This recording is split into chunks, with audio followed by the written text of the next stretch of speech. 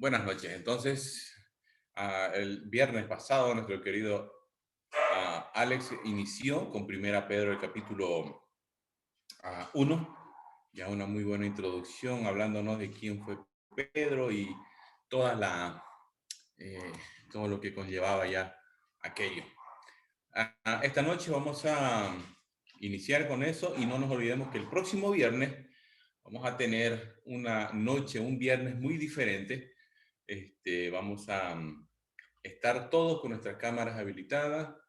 Obligatorio tener un poro a nuestro lado y vamos a tener una especie de remate y una charla acerca de Primera Pedro y todo lo que hemos visto en estos 2 viernes y nos preparamos para el segundo capítulo desde la subsiguiente semana. Pero eso en su momento.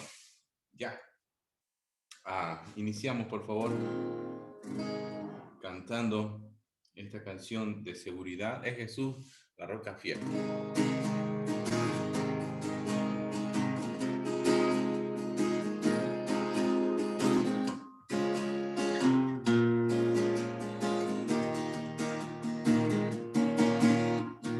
Es Jesús, la roca fiel, es Dios, eterno juez es Él. Mi fe está en Él, mi alma siempre a Él.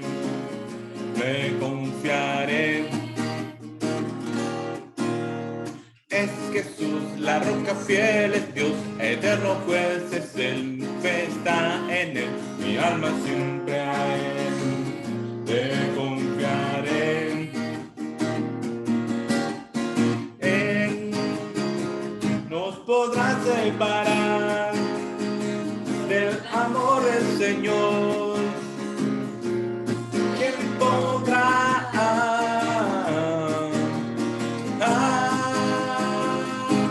Caso, aflicción, tribulación o dolor, angustia o temor. ¿Quién podrá? Es Jesús, la roca fiel, es Dios, eterno juez es Él. Mi fe está en Él, mi alma siempre a Él. Le confiaré, le confiaré. Es Jesús, la roca fiel, es Dios, eterno juez. Mi fe está en Él, mi alma siempre a Él. Le confiaré. ¿Quién nos podrá separar del amor del Señor? ¿Quién podrá?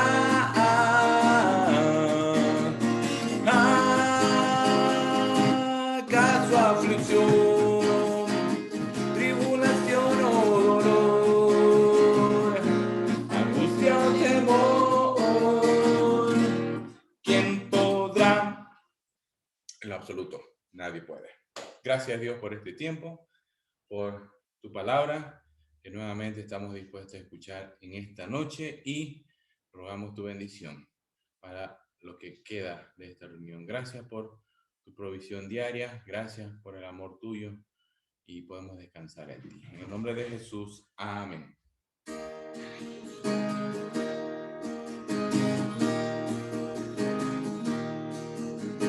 Padre, si cuida de las aves. Padre, si cuida de las aves, cuidará de mí.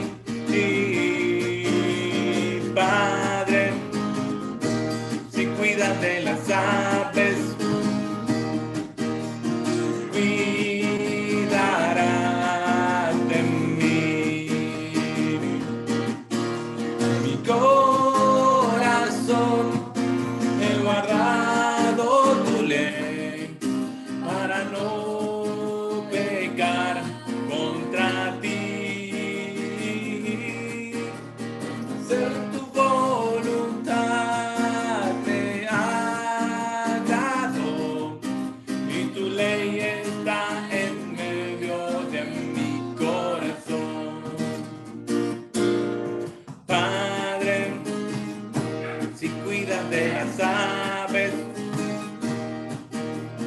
cuidarás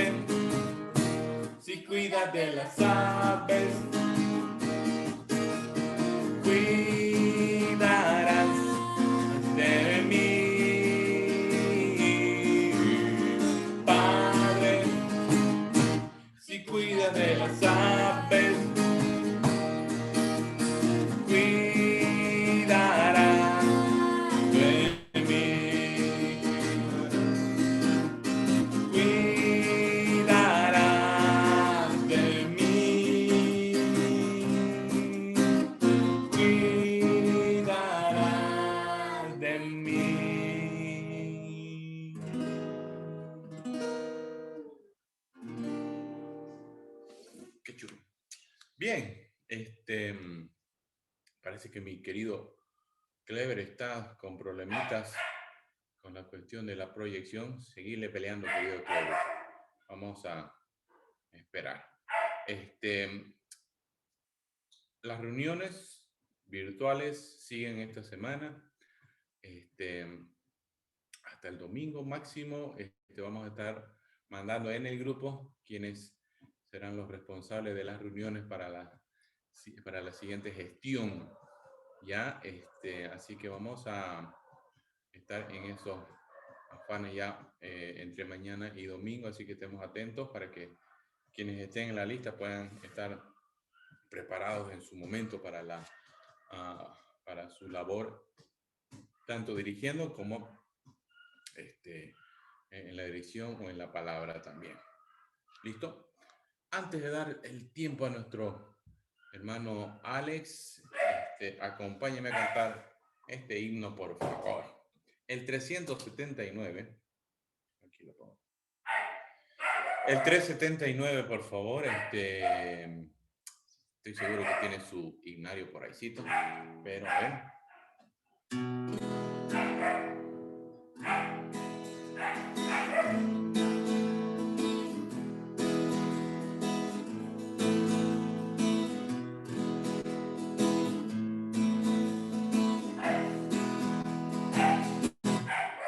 Qué felicidad con Jesús estar en los brazos del Señor Jesús. No se temerá del furioso mal en los brazos del Señor Jesús. Descansando en los brazos del Señor Jesús. Descansando en los brazos del Señor Jesús. A Dios gracias doy, que seguro estoy en los brazos del Señor Jesús. Redimido soy, a la gloria voy en los brazos del Señor Jesús. Descansando en los brazos del Señor Jesús. Descansando en los brazos del Señor Jesús.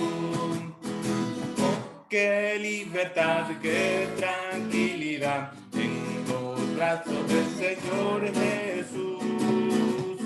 Mi alma alegre está por su gran bondad en los brazos del Señor Jesús.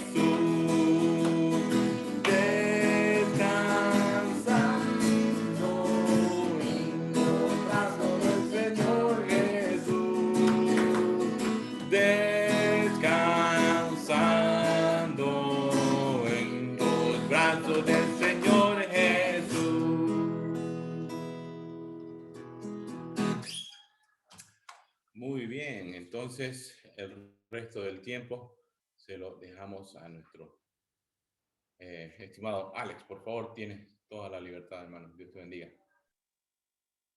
Gracias, Willy. Buenas noches, hermanos y hermanas. ¿Se me escucha bien? ¿Me puede confirmar, por favor? Si no, ok, gracias, Willy. Bien, vamos a continuar con lo que es el estudio de Pedro, y quizás podemos recordar un poco de lo que hemos venido diciendo, y podemos recordar que hablamos acerca de Pedro, una persona que quizás podemos decir que era igual que nosotros. ¿Por qué? Porque él, al igual que nosotros, tenía fallas, tenía defectos, tuvo que luchar contra esos defectos de él mismo, y quizás más de una vez tuvo que arrepentirse por haber abierto la boca antes de tiempo, por decir cosas de pronto, y vimos al final un final en el cual Dios ha podido usarlo y ha sido de bendición para su pueblo. y ha sido un instrumento útil en las manos del Señor. Entonces, de esa manera es que nosotros también podemos llegar a ser útiles. Tenemos que dejar nuestra vida en sus manos. Hemos podido ver eso y algunos otros detalles, que nosotros hemos recibido una salvación grande, y claramente Pedro dice que nosotros vamos a tener tribulación, que vamos a no ser amados por el mundo, que vamos a, como en el contexto que estaba viviendo Pedro, las iglesias ahí en Asia Menor, lo que hoy es Turquía, estaban pasando por persecución, y Pedro tenía muy bien esto en cuenta. Y él no solo les habla a ellos, sino a nosotros también, y nos dice que el mundo no nos va a amar, sino, como ya hemos visto, vamos a ser aborrecidos de de este mundo. Y ahí podemos ver que la palabra puede ser aplicada en este tiempo también, ¿no? Sabemos que no somos amigos del mundo, y que más bien ellos nos consideran enemigos, hasta locos, decía Pablo, ¿no? Que no, que de esta manera somos percibidos ante el mundo. Así que Pedro, al final del versículo 6, 7, 8 y 9, dice: no se asombre, porque hay y va a haber persecución. Así que él dice, lo que nosotros podemos hacer es mirar con esperanza, mirar con fe hacia adelante, y poder ver que nos espera que nos espera una manifestación, dice ahí, del Señor Jesucristo, ¿no?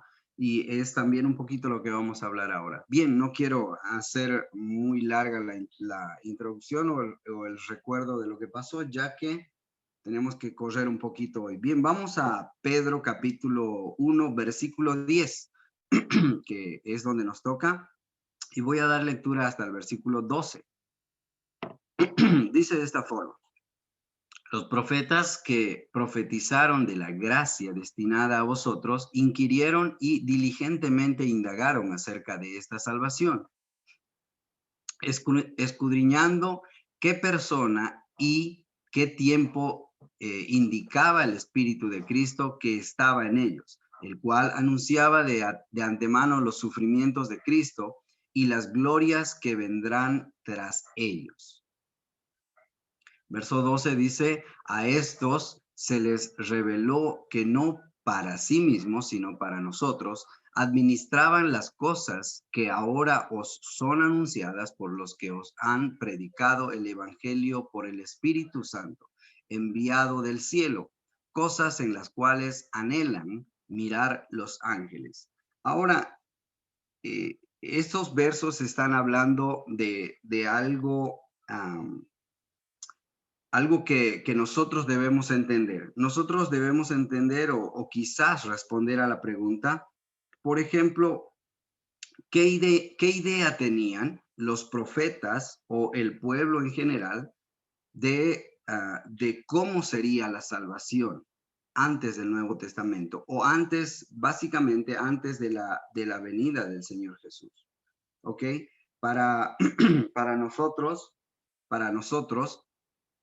es fácil poder leer o escuchar las historias en la Biblia y saber cómo ha surgido todo esto, cómo ha Dios ido preparando todo esto. Pero ellos no tenían toda la figura, ¿no? Ellos no tenían toda la figura.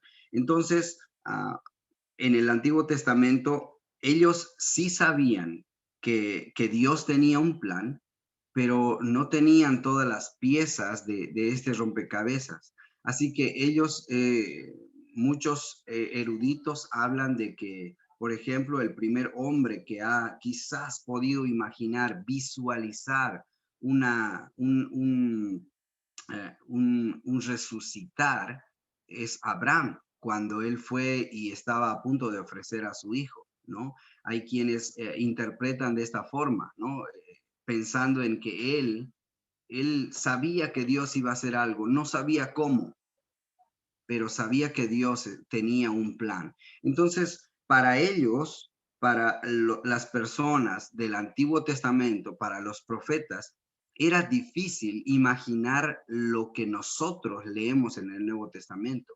La verdad es que ellos tenían una idea diferente de cómo iba el Señor Jesús venir a reinar y a gobernar este mundo. Ellos tenían una idea muy diferente que no encajaba para nada con lo que Él vino a hacer y con lo que nosotros leemos en el Nuevo Testamento, ¿no? Ahora, ellos tenían descripciones que de pronto no les dejaban, no les dejaban del todo completa la idea. Por ejemplo, hay gente y hay eruditos que hablan y dicen, por ejemplo, que si nosotros no tuviésemos los evangelios, pero si solo tuviésemos Isaías 53, sería basta. Claro, cuando uno lee Isaías 53, un capítulo corto, pero cuando tú lees ese capítulo versículo a versículo y tú conoces la historia del Señor Jesús, dices, claro, todo ha venido a engranar, todo ha venido a engranar, porque nosotros hemos visto al Señor Jesús y hemos escuchado y leemos en su palabra qué es lo que ha sucedido. Pero para ellos debes tú o debemos nosotros entender que era difícil que puedan imaginar algo así. No, nunca por la mente yo creo que se les había pasado que sucedería lo que sucedió en el Nuevo Testamento. Ahora, eso fue difícil. Por eso es que los versículos dicen que indagaron. Ellos quizás entendieron que estaban sirviendo a nosotros a futuro, ¿no? Y no sé, la verdad, si alguno de ellos se haya puesto a pensar, por ejemplo, que Dios ha dado muchas veces muchos indicios y nosotros podemos, por ejemplo, recordar la serpiente de bronce, ¿no? Si usted recuerda aquella historia, era que las serpientes picaban a los hombres y estaban muriendo. Y ahí pusieron una serpiente de bronce erguida. ¿Y cuál era la forma de curarse? ¿Cuál era la forma? Tenían una pócima, un jarabe, una hierba, no sé, una oración. ¿Qué tenían que hacer para curarse? Mirar, mirar. Y eso, si nosotros nos damos cuenta, es la acción de la fe, de decir, voy a mirar y me voy a curar. Algo tan simple, sí, quizás no haya sido simple, quizás alguna persona revolcándose de dolor ahí decía, ¿qué voy a ganar con mirar? No, voy a hacer otra cosa. Pero ahí estaban ciertos pincelazos, pequeños pincelazos de lo que era el plan de Dios. Tenías que mirar. Y no sé cuántos de los judíos o las personas que vivieron en ese tiempo pudieron o de pronto se quedaron a pensar, ¿por qué Dios hace estas cosas? ¿Por qué tengo que mirar simplemente para sanarme? O de pronto, no sé si usted se ha puesto a pensar en el Cordero de la Pascua.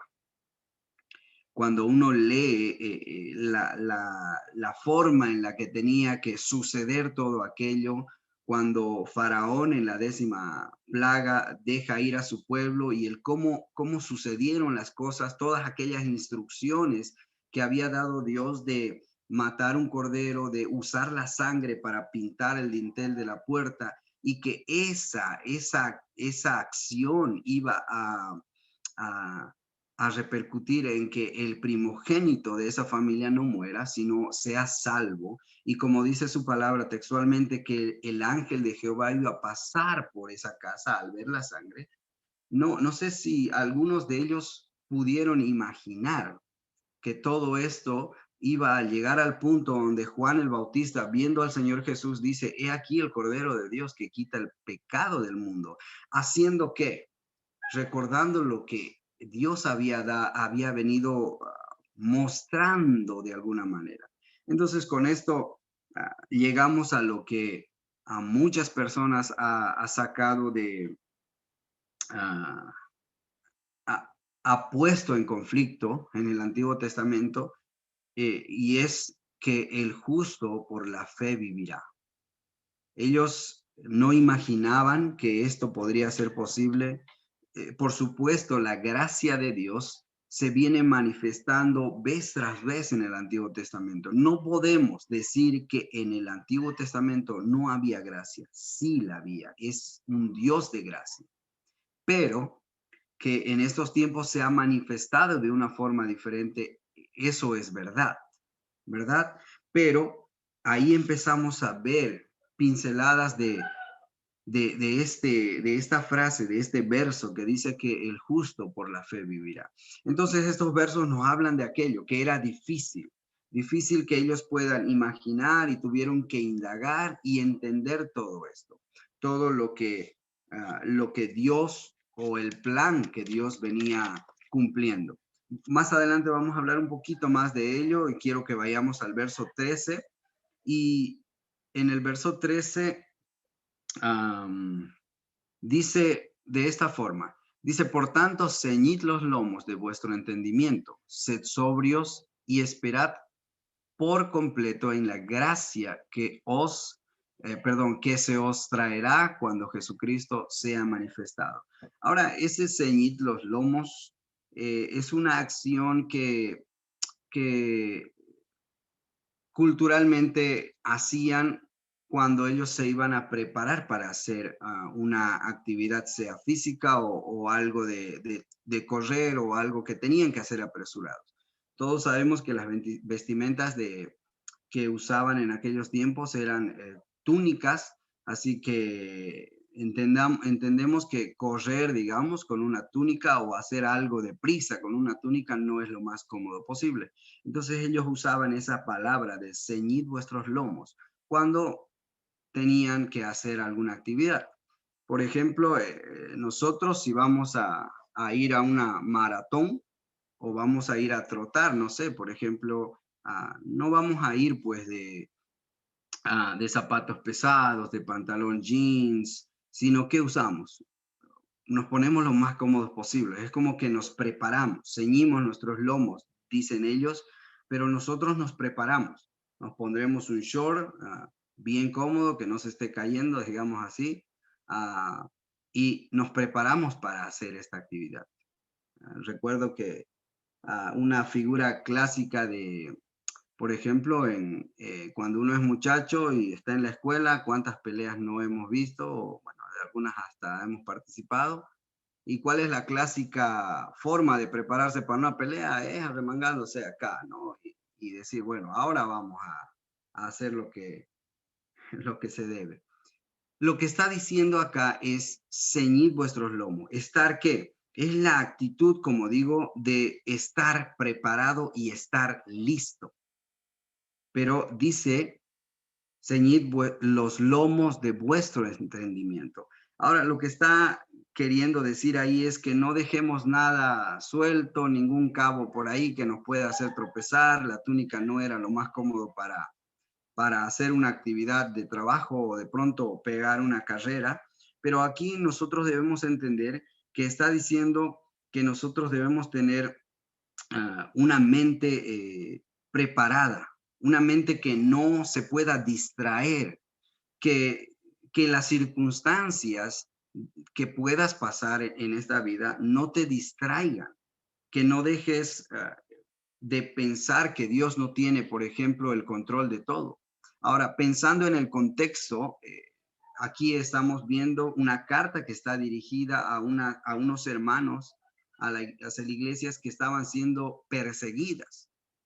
Quizás muchos de nosotros estando en esa situación podemos pensar que Dios nos ha olvidado, que Dios no está de nuestro lado, que Él permite que nosotros suframos porque de pronto no nos ama o se olvidó de nosotros, o simplemente olvidarnos de Él y ponernos a quejarnos. Lo que aquí está diciendo es que nuestros pensamientos, que estemos preparados, que nuestra mirada no se distraiga por todas las cosas que puedan pasar.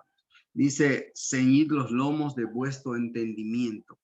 Así que eso nos insta a que nosotros debemos estar preparados y debemos nuestra mente estar atenta, como no sé, como cuando vas a un examen después de haber estudiado mucho, no quieres pensar en nada y estás enfocado en algo. Bueno, Es la idea de ceñir los lomos de vuestro entendimiento. Dice que nosotros debemos estar preparados, estar listos y no dejarnos sorprender por algo que puede llegar en nuestras vidas. Sabemos que venimos de un tiempo difícil y de pronto hemos tenido dificultades económicas, dificultades en nuestra salud, y quién sabe qué otras dificultades hayas tenido, hermano.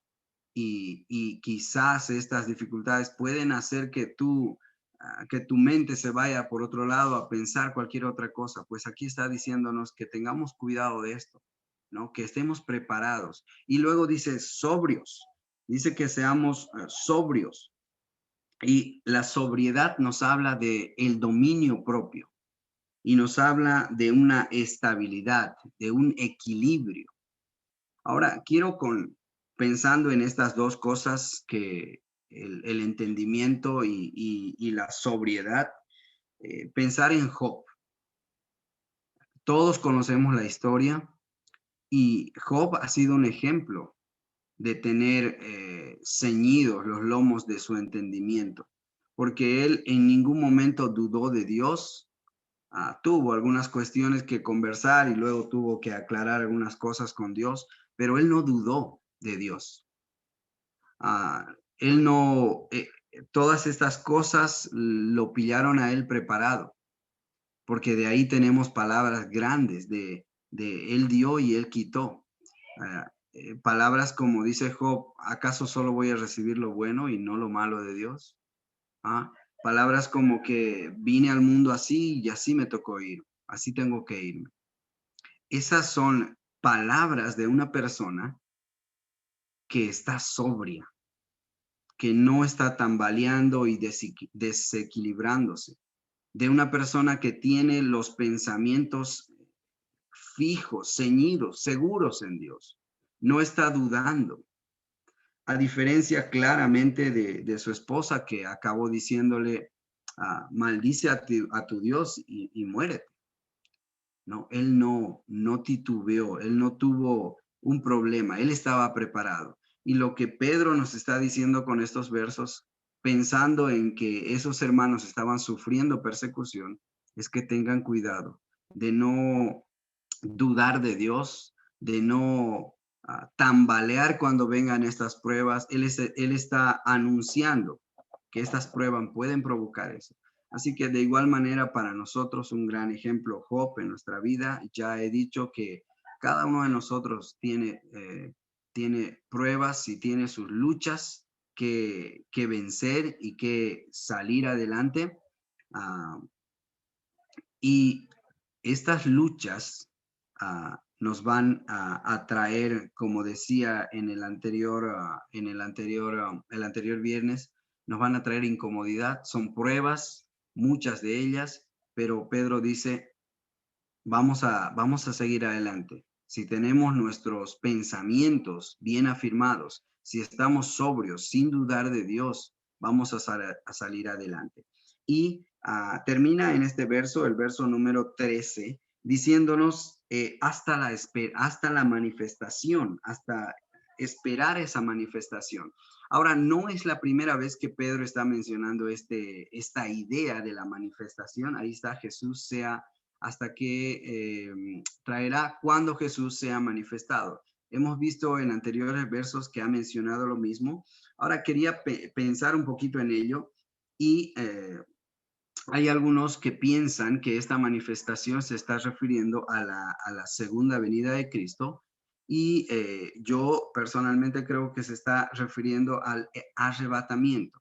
Por si acaso, si alguien seguramente tomando nota, pensando en el remate, el arrebatamiento está mencionado en muchos versículos en el Nuevo Testamento, en los Evangelios, pero al que yo siempre opto por pensar en él es Primera Tesalonicenses 4, del verso 13 al 17, y habla específicamente del evento. Y nosotros debemos entender que el arrebatamiento, si hemos quizás leído, estudiado un poquito de lo que es escatología, el arrebatamiento es el arrebatamiento de la iglesia. Lo que básicamente entendemos es que en este evento, la iglesia va a ser arrebatada a los cielos por el Señor Jesús.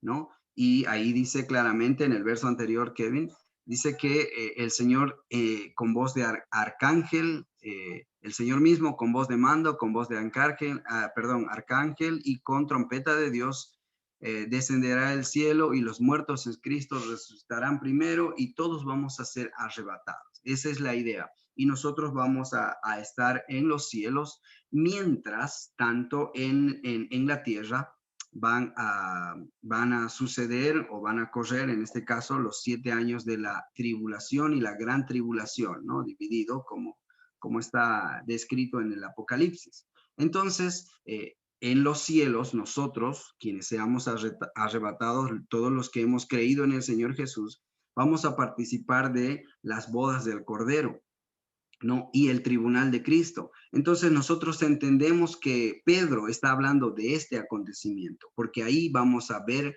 al Señor Jesucristo manifestado. Nosotros vamos a ser arrebatados y vamos a estar ahí en las bodas del Cordero y en el tribunal de Cristo. Entendemos que se refiere a esta manifestación porque ahí nosotros vamos a tener cuerpos transformados. No vamos a seguir siendo como hasta ahora personas de carne y hueso. La Biblia no especifica muy bien, pero entendemos que son cuerpos transformados, somos diferentes y vamos a estar con el Señor.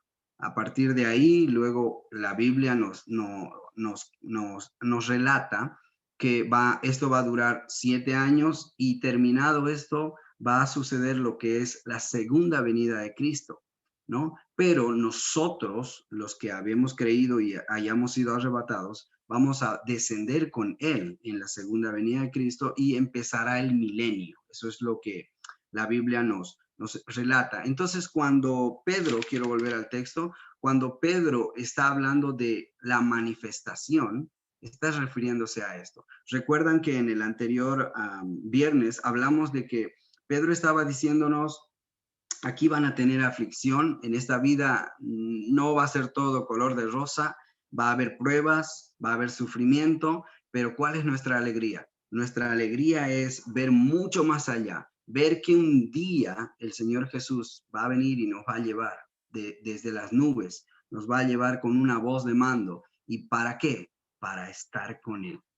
para estar con Él. Entonces, nosotros esperamos esa manifestación. Esperamos aquel día en el que vamos a dejar de estar en este mundo, vamos a dejar de sufrir, padecer, luchar en este mundo, sino ¿qué va a pasar? Vamos a estar con Él, vamos a estar con Él. Y ese es nuestro gran anhelo. Entonces, cuando nosotros vemos que Pedro está refiriendo o dando un horizonte de esperanza, si usted quiere ponerle un nombre, está dando un horizonte de esperanza, está diciendo, allá vamos, está refiriéndose a esta manifestación, al arrebatamiento, al día en el que el Señor Jesús va a venir y nos va a llevar con Él. Bien, vamos al verso 14, ya tenemos menos tiempo. El verso 14 al verso 16 habla de un tema, por eso quiero leer los dos juntos. Dice de esta manera, perdón. Sí, 14. Dice, como hijos obedientes, no os conforméis a los deseos que antes teníais estando en vuestra ignorancia, sino como aquel que os llamó es santo, sed también vosotros santos en toda vuestra manera de vivir. Porque escrito está, sed santos porque yo soy santo. Hasta ahí. Entonces, ahora nosotros debemos recordar que cuando una persona, cuando tú y yo hemos llegado a un encuentro con Cristo, nosotros hemos sido puestos en una posición diferente. Ahora la Biblia nos llama santos. Y bueno, etimológicamente la palabra santos sabemos que significa apartado, es apartado para Dios. Entonces, nosotros estamos en esa posición. Otra vez repito que cuando tú has aceptado al Señor Jesús como tu Salvador, has hablado con Él, Él te pone en una posición de santo, ¿no? Y somos, a partir de ese momento, somos salvos. perdonados, somos personas perdonadas de nuestros pecados. Somos apartados para Dios. Eso es lo que la Biblia enseña. Ahora, nosotros no podemos, después de este acontecimiento, seguir viviendo de la misma forma que lo hacíamos. El encuentro con Cristo debe ser un antes y un después en nuestras vidas y en cada una de las personas que conoce al Señor Jesús. No puedes tú vivir una vida sin Cristo y luego conocerlo a Él y que tu vida siga siendo la misma. No, no puede suceder eso de ninguna manera. El encuentro con Cristo es y debe ser un antes y un después. Es lo que está diciendo cuando dice, como hijos obedientes, tienen que dejar, dice, los deseos que antes tenían. En su ignorancia, está bien, vivían ahí porque no me conocían, vivían haciendo eso porque no me conocían, pero ahora no. Entonces debemos entender nosotros que cuando Cristo entra en nuestra vida debe cambiar. Y esto no, lógicamente, no es de la noche a la mañana, no es que el día que te conviertes y oras a Dios, al otro día levantas sin ganas de pecar, levantas con ganas de hacer el bien y de no mentir y de no hacer nada que ofenda a Dios. No sucede así. Esto es un proceso muchas veces difíciles en este mundo que la verdad que lleva la contra a todo lo que el Señor Jesús quiere de nosotros, pero nosotros tenemos herramientas, nosotros tenemos de qué agarrarnos o usar como herramientas para llegar a qué? A una vida diferente.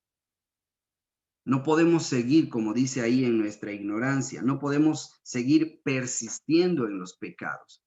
¿Qué herramientas tenemos, hermano? Tenemos la palabra de Dios que nos habla, que nos guía, que nos ayuda, que nos fortalece. Tenemos la oración, es un contacto con Dios el que nos puede ayudar, nos puede guiar, podemos confesarnos, podemos hablar con Él. Tenemos compañía. Yo siempre digo que este tema de la iglesia no es un capricho de Dios, no es algo que Él simplemente quiera que se haga. Hermanos, el que nosotros tengamos que participar de una iglesia, créame que es por tu bien y por el mío, porque ahí tenemos compañía, tenemos hermanos, tenemos hermanas que oran por nosotros, tenemos hermanos que están a nuestro lado, que se interesan por nosotros, que nos quieren, que de pronto cuando no nos ven, de pronto pasa unos días y truc, suena el teléfono. Un hermano que se acordó de ti y te dice, ¿cómo estás? Son cosas que Dios quiere que sucedan. ¿Por qué? Porque Él se interesa en nosotros. Y esas herramientas, y sobre todo, hermanos, tenemos el Espíritu Santo de Dios que mora en cada uno de nosotros e intercede por nosotros. Tenemos todas estas herramientas que nosotros podemos usar y seguir en esta lucha. Seguir en esta lucha de que nuestra vida debe ser diferente.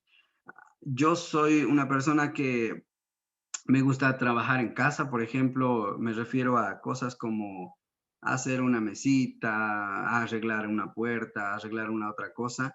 Y en ese afán, hermanos, tengo ya, ¿no? Mi herramienta. En este caso, tengo unas llaves, tengo unos serruchos y varias cosas que siempre necesito y me toca comprarme. De esa forma tengo algunas herramientas, pero no tengo todas las herramientas. Así que muchas veces ahora, por ejemplo, en la pandemia se me ocurrió hacer algunos trabajos y he tenido que sufrir haciendo algunos proyectos ahí en casa, pero de forma no convencional de pronto, ¿no? Cuando no tengo una llave, tengo que usar mañas de usar un destornillador para poder. Lo que quiero oír es que es difícil. Cuando no tienes la herramienta correcta es difícil trabajar. Este fin de año que pude ir a mi casa, llegando allá a mi casa a Bermejo, se me ocurrió hacerme una parrilla diferente porque vi un modelo y digo, es mucho más bonito. Así que mi hermano tiene un taller y le digo que quiero hacer una parrilla, que me preste su herramienta y lógicamente muy gustoso mi hermano me dice, ven, ven, ven, tranquilamente ven. Y yo llego ahí y qué diferencia es, hermanos, cuando llego yo y quiero cortar unos hierros y mi hermano me dice, corta con esto, una moladora con una cortadora de piedra, con una piedra de cortar muy bonita, quiero afilar esto, tengo esto, me dice, quiero soldar esto, tenía unas escuadras imantadas, tenía otros artefactos que ayudan a hacer un trabajo fácil. Cuando tú tienes las herramientas, es mucho más fácil. Hermanos, si nosotros intentamos vivir una vida que agrade a Dios, pero no usamos las herramientas, nos va a costar mucho, vamos a sufrir mucho, vamos a de pronto frustrarnos en todo esto. Tenemos aquí las herramientas, tenemos la palabra, tenemos la oración, tenemos la compañía de hermanos, tenemos el Espíritu Santo y la palabra nos dice que no debemos contristar a este Espíritu. Ahora, hermanos, algún, si hay algún pecado, yo sé que cada uno de nosotros tiene su lucha propia. No podemos, hermanos, darnos por vencido. Tenemos herramienta, tenemos cómo hacerlo.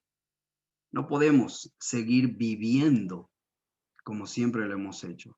Nuestra vida, otra vez quiero repetirlo, nuestra vida ah, debe tener un antes y un después.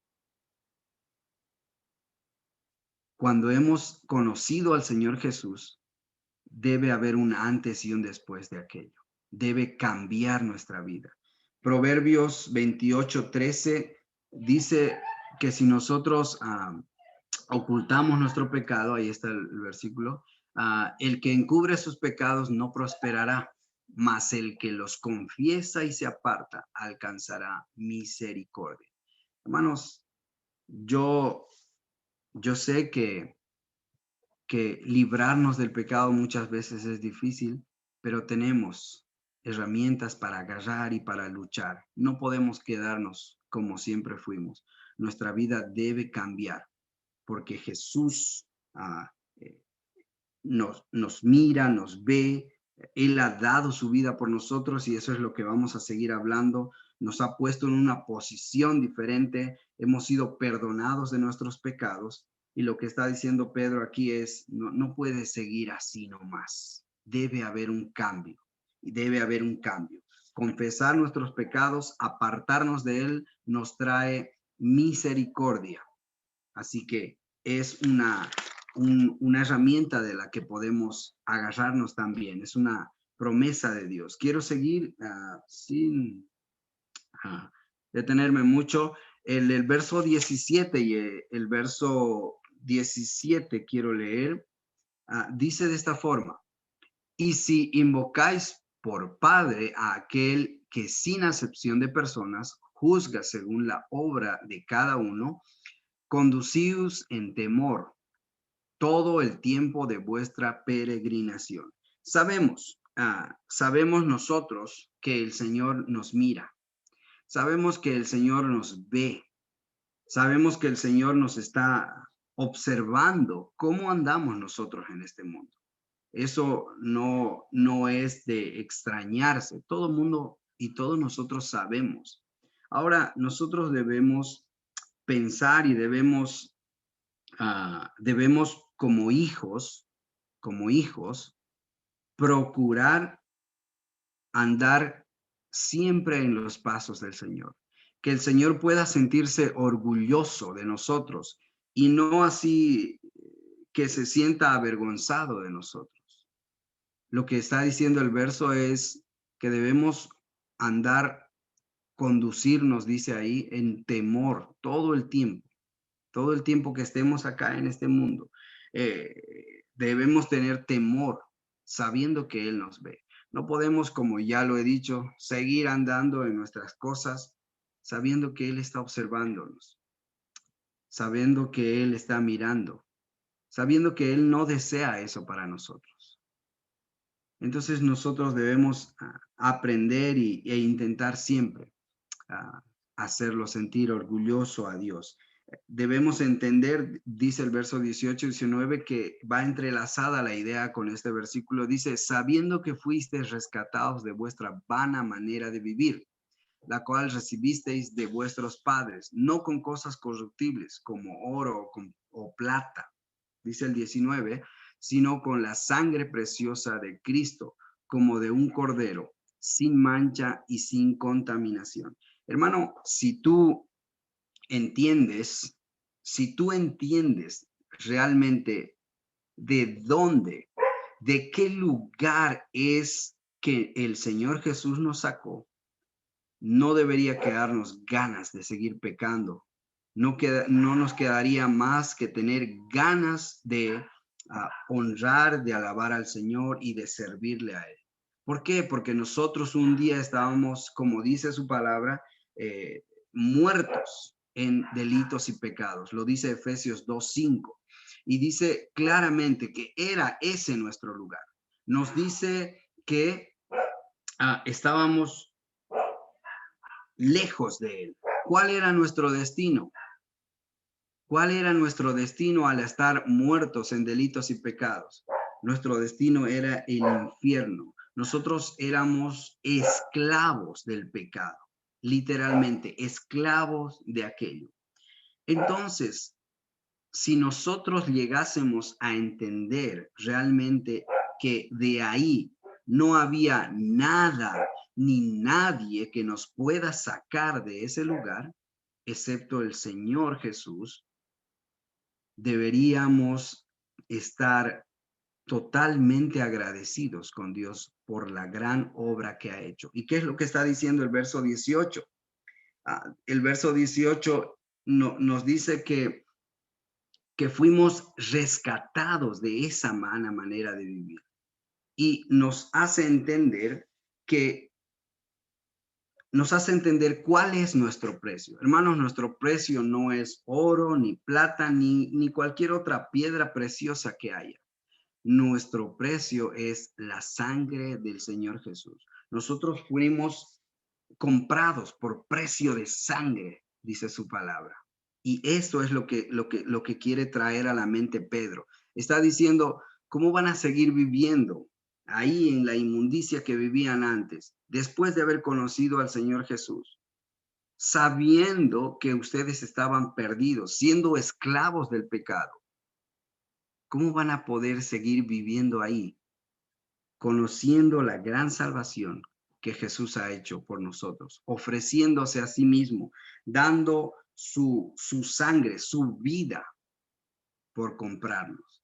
Entonces, si nosotros entendemos esto, vamos a darnos cuenta que el precio que Él pagó es algo sumamente grande, es incalculable. No se le puede poner un precio por ninguna manera, de ninguna manera. Si nosotros entendemos esta situación, nos va a ayudar a darnos cuenta que no nos queda otra cosa que ser agradecidos con Dios, sabiendo que Él en su misericordia hizo todo esto por nosotros. Hermanos, hermana, ¿por qué lo hizo? ¿Hay algo que rescatar de nosotros? ¿Hay algo por lo cual diga Dios, este se merece mi salvación? Hermanos, no lo hay. No hay nada en nosotros que pueda merecer la salvación de Dios, sino el amor. El amor que Él nos tuvo es lleno de misericordia y es la única respuesta. No hay otra. Ahora, en el verso 20, pensando en esta gran salvación que Dios ha orquestado para cada uno de nosotros, es que el verso número 20 empieza diciendo de esta forma: ya destinados. ¿Recuerdan de qué estamos hablando? Estamos hablando de la salvación. Recuerdan que Pedro acaba de decir que ustedes o cada uno de nosotros hemos sido rescatados, hemos sido puestos en un lugar aparte, somos santos. Pedro está diciendo, ustedes no valen ni oro ni plata, valen algo mucho más precioso, que es la sangre del Señor Jesús. Y después de decir esto, dice, ya destinado desde antes de la fundación del mundo, pero manifestado en los postreros tiempos por amor de vosotros. Verso 21 dice, y mediante el cual creéis en Dios, quien les resucitó de los muertos y le ha dado gloria, para que vuestra fe y esperanza sea en Dios. Hermanos, Dios siempre tuvo un plan a través de la historia. Alguna vez compartía con ustedes que cuando uno se pone a mirar, a observar con detenimiento el Antiguo Testamento, vaya, ni con tanto detenimiento quiero decir, uno puede ver el plan de Dios. ¿Recuerdan cuando Caín y Abel ofrecían ahí un sacrificio y el sacrificio de que era con derramamiento de sangre era acepto? Son pinceladas de Dios. Él está pintando, Él está queriendo mostrarnos una figura y está empezando a pintar. Cuando vimos la serpiente de bronce, mostrando que con tener fe al mirar a algo era suficiente. Cuando vemos a Abraham a punto de sacrificar a su hijo y de pronto aparece un cordero ahí detrás de él. Y es donde Abraham dice, empieza a surgir el nombre de Dios, Yahvé Jireh, Dios es un proveedor. Palabras del propio Abraham dice, Dios se proveerá de sacrificio, un proveedor. Cuando vemos mucho más adelante en las plagas, ya lo he mencionado, ¿no? Ahí mostrando también ciertas pinceladas y así podemos seguir. Pero Dios tenía un plan. Él no estaba improvisando, no estaba pensando ese momento qué va a hacer o haciendo cosas que no venían, que no estaban en el caso o de acorde. No, él estaba orquestando todo aquello. Por eso es que menciona este versículo que ya había un plan. Ya había un plan. El verso 20 lo menciona y dice que estaba destinado desde antes de la fundación del mundo, pero fue manifestado ahora. Fue manifestado ahora. Ahora, nosotros debemos entender que este plan acaba, no acaba, pero es la cúspide de donde nosotros podemos entender todo lo demás, es el Señor Jesús. Y es a través del Señor Jesús que nosotros podemos conocerle a Dios. Era un anhelo que muchos en la antigüedad tenían. Hay un personaje que osó decir, yo quiero ver tu gloria. Y Dios le dije, no puedes, porque no hay quien viva viendo mi gloria. No hay. Y cuando vino el Señor Jesús, dice, véanme a mí, yo y el Padre uno somos. Y vemos nosotros al Señor Jesús y estamos viendo cómo es Dios. Él es el que viene a este mundo a mostrarnos quién es Dios. Hebreos 1, el versículo 3, si no estoy equivocado, dice que Él es la imagen misma de su sustancia. Es el 3, ¿no? Imagen misma de su sustancia, por quien sustenta todas las cosas con la palabra de su poder. Él es el resplandor de su gloria. Entonces, entendemos nosotros que el Señor Jesús es quien viene a mostrarnos, a darnos a conocer cómo es Dios.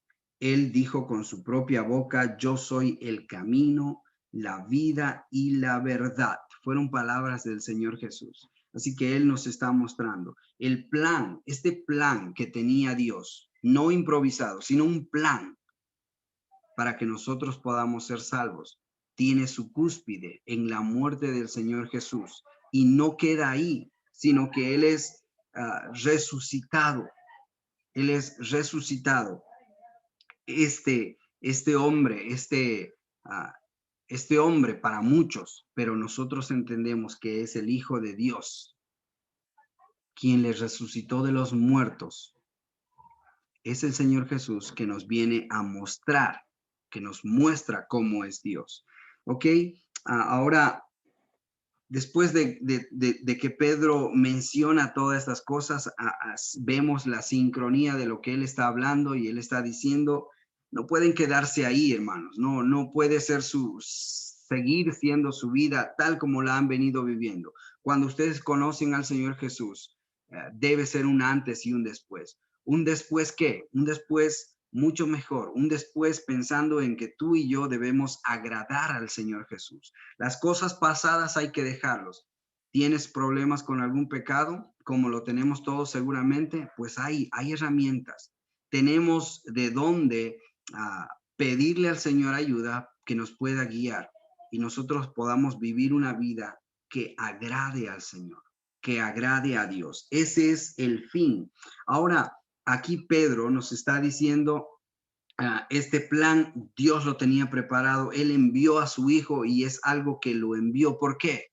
Por amor. Verso 22 y 23 nos pone una imagen. Fíjese, habiendo purificado, dice, vuestras almas por la obediencia a la verdad mediante el Espíritu para el amor fraternal, no fingido.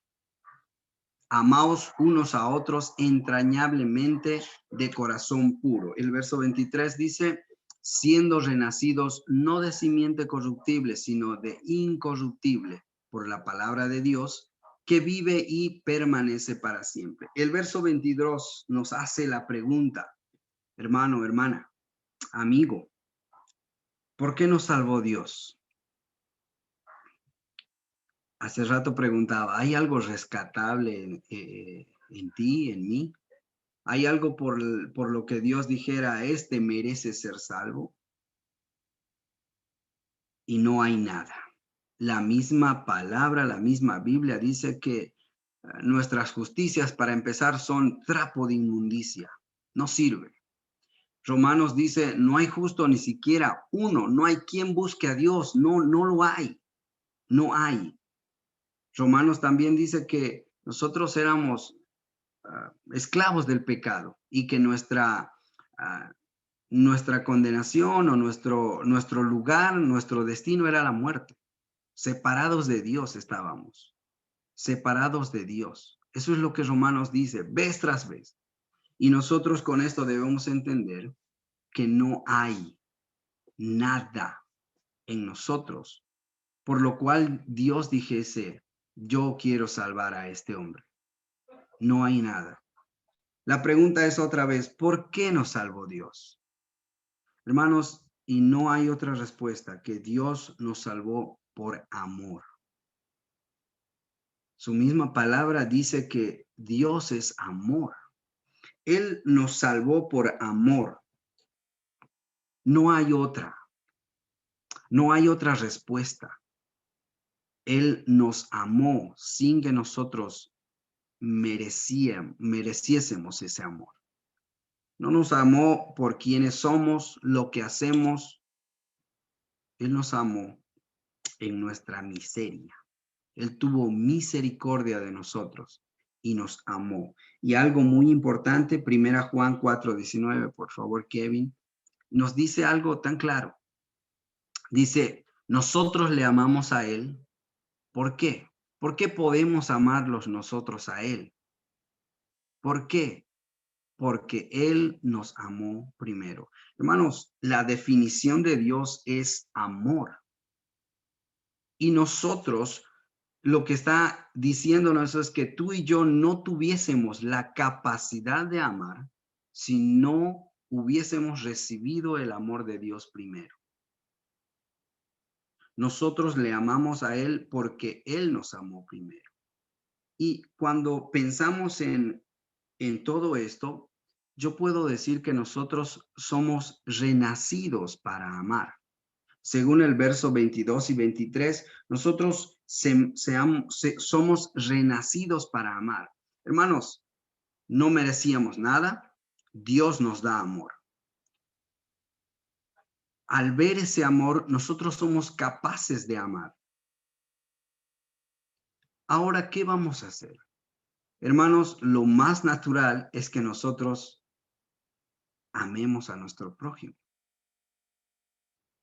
Dios nos ama, nosotros podemos amar y ahora podemos amar. Y por eso es que ahí dice que nosotros demostremos amor fraternal en el verso 22, ¿verdad? 22, sí. Amaos unos a otros entrañablemente de corazón puro.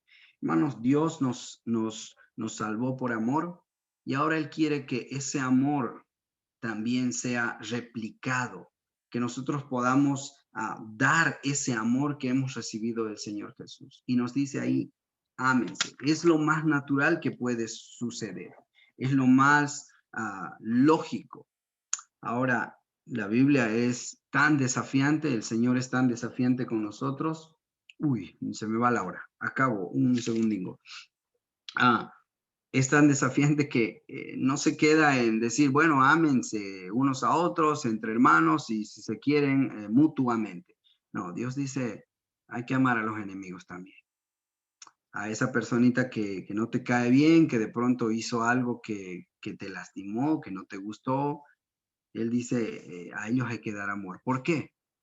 Porque dice, ¿qué de raro hay si tú amas a todos los que te aman a ti? Eso es natural. El desafío es amar a aquellos que son enemigos, a aquellos que no nos quieren. Ese es el gran desafío. Amor fraternal. Así que recompensa no tienes nada. Si tú y yo amamos a quienes nos aman y nos tratan bien y nos quieren, eso es natural. Eso no tiene nada de diferente.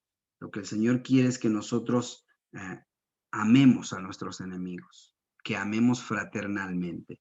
Y el verso 23 dice que nosotros fuimos renacidos, renacidos. Ahora usted recordará y quizás se le viene a la mente aquella conversación que tuvo Nicodemo con el Señor Jesús, cuando Nicodemo no entendía y el Señor Jesús le estaba intentando explicar y le estaba diciendo, no es el único nacimiento, hay otro, hay un nacimiento que es espiritual, que es nacido del Espíritu. Y de pronto estaba Nicodemo diciendo, pero ¿cómo? Voy a volver a entrar al vientre de mi madre y voy a salir para tener un nuevo nacimiento. Y Jesús le dice, no se trata de eso, es un nacimiento espiritual. Y es lo que dice aquí, que nosotros fuimos renacidos. Cuando creemos en el Señor Jesús como nuestro Salvador y confesamos que somos unos pecadores que necesitamos de Él, nacemos de nuevo. Nacemos de nuevo. La Biblia dice que el Espíritu Santo viene a morar en nosotros y somos renacidos espiritualmente. Eso es lo que la Biblia dice. Y tenemos un nuevo nacimiento. Así que, hermanos, nosotros hemos renacido y hemos renacido para amar. Tenemos una nueva naturaleza, es más, ahí toca el punto de lo incorruptible y rapidito, si uno se pone a tocar esta palabra de incorrupción, vemos que en el verso número 4 del capítulo 1 de Pedro, es la primera vez que usa esta palabra y dice que nosotros tenemos una herencia, fíjese ahí, tenemos una herencia incorruptible. Luego el versículo 18 no menciona la palabra directamente, pero menciona el opuesto. Y estamos viendo que tenemos una redención también incorruptible, porque dice, sabiendo que fuisteis rescatados de vuestra manera de vivir, la cual recibisteis de vuestros padres, no con cosas que corruptibles, significa que es incorruptible. Entonces estamos viendo que tenemos una redención incorruptible. Y el verso 23 está diciéndonos que tenemos un renacimiento incorruptible. Ahora, la palabra incorruptible es básicamente lo que podemos escuchar. Y esta palabra quizás podemos asociarla el diccionario la asocia, por ejemplo, con no sé, con un animal muerto. ¿Ok? Cuando un ser vivo deja de vivir o un animal muere, este animal empieza a corromperse, a, a estar en estado de corrupción, a corromperse, a estar en un estado de putrefacción y todo lo demás. Bueno, el opuesto es lo que estamos diciendo, que es incorruptible, algo que no se corrompe, algo que no se altera. ¿Qué es lo que estamos diciendo? ¿Qué es lo que está intentando Pedro decir con estas palabras? Incorruptible, tenemos herencia, tenemos redención, tenemos un renacimiento. Hermanos, lo que está Pedro diciendo es que esta es una esperanza real, viva. No hay nada de mentira, no hay nada de engaño en esto. Es algo incorruptible, es algo que no puede cambiar, que no puede variar, que no puede alterarse. No es que después nos van a salir con el cuento del tío, es algo que está establecido por su palabra y no hay vuelta atrás. Es algo incorruptible, está diciendo Pedro, algo que no va a cambiar. Tenemos la promesa de una vida eterna, tenemos en su palabra, tenemos ahí diciéndonos que nosotros somos salvos y tenemos una herencia, tenemos una promesa de que vamos a estar allá en el cielo. Y lo que está diciendo aquí es que eso es incorruptible, eso no va a cambiar. Eso es lo que está diciendo. Termino con el 24 y el 25, que nos da una idea básica diciendo por qué. Toda carne es como hierba y toda la gloria del hombre como flor de la hierba se seca y la flor se cae. Y el verso 25 con el que acaba el versículo dice, mas la palabra del Señor permanece para siempre y esta es la palabra que por el evangelio os ha sido anunciada. Hermanos, esta es una idea, pensando en ese verso me acordé de la canción de Jaime, ¿recuerdan ustedes esa canción? Que así es la vida del hombre en su existir, como una flor de tierna planta, como nieblina, menciona también, que aparece por un momento y luego se va. El verso 24 está diciendo, así es la vida del hombre. Es fugaz, como una nieblina que apenas aparece y se va. Así es la vida del hombre. Hermanos, la vida del hombre sin Dios carece de cualquier valor. No tiene ningún valor. Es como una flor que apenas sale y se cae. Es como una nieblina que aparece al amanecer y en un instante se va. Así es la vida del hombre. Carece de valor. Pero, dice el verso 25, la vida del hombre con Dios en su palabra es eterna, porque aquí está diciendo, más la palabra del Señor permanece para siempre, y esta es la palabra que por el Evangelio os ha sido anunciada. Hermanos, cuando nosotros creemos en el Señor Jesús, nuestra vida deja de ser aquella carente de valor, sino que tenemos un precio. Y hemos visto que el precio es la sangre del Señor Jesús. Entonces nuestra vida deja de ser carente de valor, sino tiene un valor inmenso, incalculable. Ese es el gran cambio que Dios puede hacer en cada una de nuestras vidas. Y tenemos vida eterna, como lo vemos vez tras vez contemplado en su palabra. Hermanos, con esto quiero terminar primera Pedro, perdón, he extendido un poquito, pero quería corretear y no quedarme con ningún verso y seguramente va a haber algunas dudas que podemos aclarar posteriormente, como dijo ya Willy, en el mate-remate que vamos a tener. Hermanos, que el Señor bendiga su palabra, que tengan muy buenas noches. Gracias. Gracias, Alex. Sí, justamente el próximo viernes a las 7:30 de la noche vamos a tener un mate y remate. Por favor, prepárese. La idea es rehablar y quizás estoy seguro que usted tuvo algo que escribir ahí, o alguna duda, alguna pregunta, algo que no quedó muy claro, no sé, sería bueno que ese día, en el tiempo oportuno, pueda haber la participación de ustedes para que puedan ver, haber una charla, digo, con todos los presentes.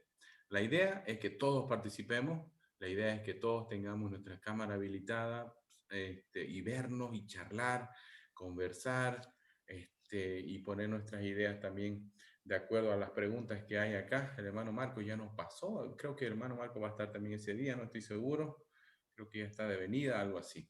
Pero gracias a Dios por este tiempo, hermanos. Oremos ya no más y ya no más también habilitamos los micrófonos para que hayan saludos entre ustedes. Gracias a Dios por el amor tan grande tuyo. Gracias porque tienes preparado desde antes, aunque muy ambigua la idea en el Antiguo Testamento con nuestros antepasados y todo aquello, pero ahora vemos de una manera diferente el amor tuyo. Vemos la gran em, oportunidad de acercarnos a ti. Hay mucho de beneficio para nosotros. En esta noche hemos visto una pizquita de todo eso, pero que sea, Señor, oportuno para que nosotros podamos aplicar esto en nuestras vidas. Despídanos hasta nuestra próxima reunión. Rogamos tus cuidados para todos. En el nombre de Jesús. Amén. Amén. Hermanos, con toda confianza pueden habilitar sus micrófonos y hacer los saludos de rigor. Muy buenas noches, Dios les bendiga. Nos vemos el domingo a las 9 de la mañana. ¿Mañana vas a domingo?